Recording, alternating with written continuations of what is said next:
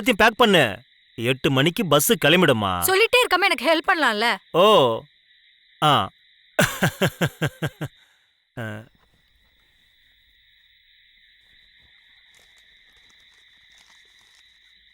அப்புறம் 2-3 விஷயம் இருக்கு, நான் மறந்துட்டேன். அவசரப்பட்டா இப்படிதான் எல்லாம் மறந்துருது. அதெல்லாம் பரவாயில்லம்மா. அவகிட்ட பணம் இருக்குல்ல, அவளுக்கு வேணுங்கிறத அவ வாங்கிக்குவா.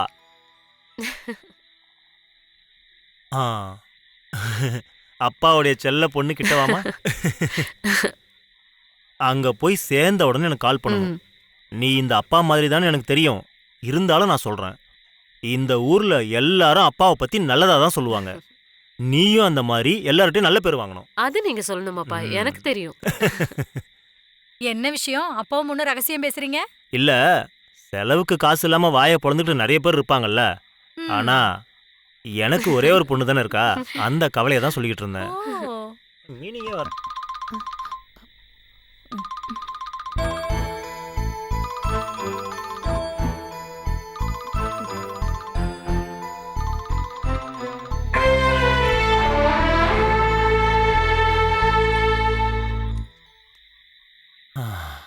கடவுளே, இவ படிப்பு முடிஞ்சு யாரு கையிலயாவது இவ்வளவு ஒப்படைக்கிற வரைக்கும் என் நெஞ்சில தீ தான். ச்சே, எதுக்கு இப்படி எல்லாம் யோசிக்கிறீங்க? அதெல்லாம் சொன்னா உனக்கு புரியாதுடி. பேசிக்கிட்டு இருக்கும்போது போன் வந்ததுல, நம்ம முன்னாடி பேசாம அவ ஏன் தனியா போய் பேசிக்கிட்டு இருக்கா? ஏதாவது ஃப்ரெண்ட்ஸ் பேசுவாங்களா இருக்கும்.